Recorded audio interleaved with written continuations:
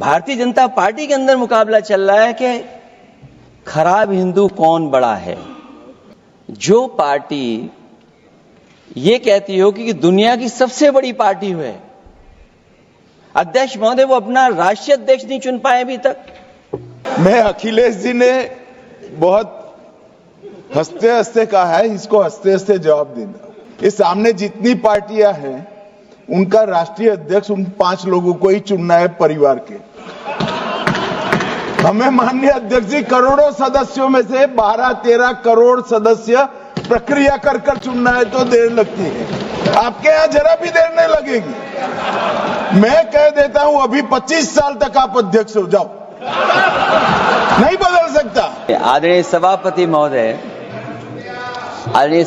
महोदय, मैं आपका बहुत धन्यवाद देना चाहता हूं कि बहुत ही महत्वपूर्ण और देश के लिए और बड़ी आबादी के लिए भारतीय जनता पार्टी की सरकार में एक और बिल आया है।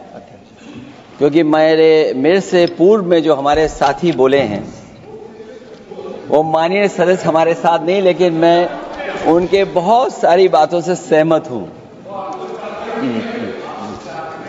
और अध्यक्ष महोदय, मैं देख रहा हूं जो एक्स कांग्रेस वाले हैं वो ज्यादा बोल रहे हैं।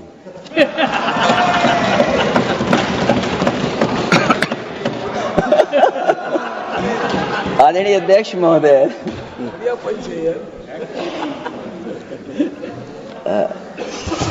अध्यक्ष महोदय, जो आज बिल पेश हुआ है, मैं हिंदी और अंग्रेजी को जो कुछ समझ सकता हूं वो यही मैं कह सकता हूं कि माननीय मंत्री जी ने ये कहा कि ये उम्मीद है। ये उम्मीद कैसे बना है, अंग्रेजी में भी मुझे समझ में नहीं आ रहा कि उम्मीद है ये, हिंदी में भी समझ में नहीं आ रहा कि ये उम्मीद है। यूनिफाइड वक्फ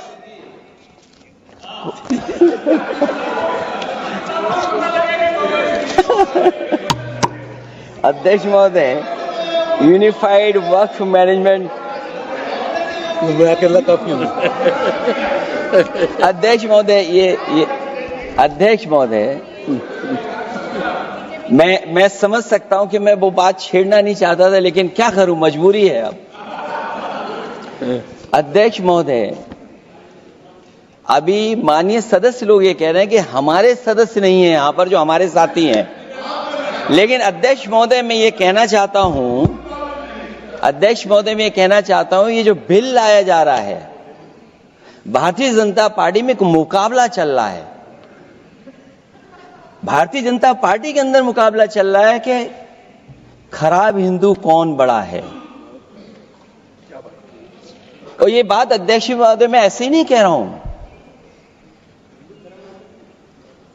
जो पार्टी ये कहती हो कि दुनिया की सबसे बड़ी पार्टी है, अध्यक्ष महोदय वो अपना राष्ट्रीय अध्यक्ष नहीं चुन पाए अभी तक। अध्यक्ष महोदय, भारतीय जनता पार्टी क्या है?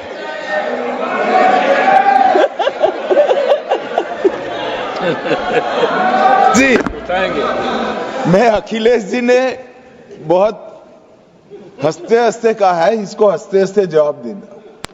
इस सामने जितनी पार्टियां हैं उनका राष्ट्रीय अध्यक्ष उन 5 लोगों को ही चुनना है परिवार के। हमें माननीय अध्यक्ष जी करोड़ों सदस्यों में से 12-13 करोड़ सदस्य प्रक्रिया कर चुनना है तो देर लगती है। आपके यहां जरा भी देर नहीं लगेगी। मैं कह देता हूं अभी 25 साल तक आप अध्यक्ष हो जाओ, नहीं बदल सकता। अध्यक्ष महोदय, क्योंकि जो बात निकल के आई है वो मैं फिर आगे बढ़ा दूं। अध्यक्ष महोदय, जो बात सोशल मीडिया या और जगह गुपचुप हो रही है, कहीं ऐसा तो नहीं था कि अभी कुछ दिन पहले यात्रा जो हुई है वो कहीं 75 वर्ष की एक्सटेंशन वाली यात्रा तो नहीं थी। अध्यक्ष महोदय, ये जो इस बार जो वक्फ बिल आया है, नाकामी का पर्दा इस बार है वक्फ बिल। और नाकामी कोई एक आध नहीं है, मैं कई नाकामियां बता सकता हूं। अभी मैं माननीय सदस्यों को सुन रहा था, वो पुराने कई बिल उनके बारे में चर्चा कर रहे थे कि कितने प्रोग्रेसिव बिल लेकर के आए हैं। मुझे याद है मैं उत्तर प्रदेश में उस समय था और मुझे लगा कि शायद इनकी वो बात ठीक होगी। एक ये बहुत तैयारी के साथ फैसला लेकर के आए थे और फैसला ये लिया था आधी रात के आज के बाद नोट नहीं चलेंगे, नोट बंद हो जाएंगे।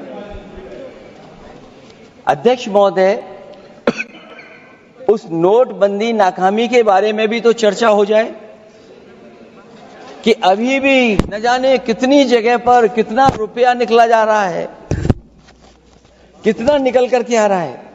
केवल नाकामी नोटबंदी की नहीं, नाकामी बेरोजगारी की भी है, नाकामी महंगाई की भी है, नाकामी किसान की आय दोगुनी नहीं कर पाए वो भी इनकी नाकामी है।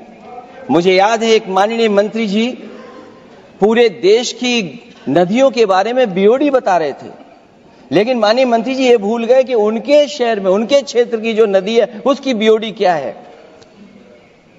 गंगा क्या साफ हो गई, यमुना क्या साफ हो गई, स्मार्ट सिटी क्या बन गई, क्या गोद लिए हुए गांव इन्होंने गोद से उतार दिए, उनकी क्या दुर्दशा है।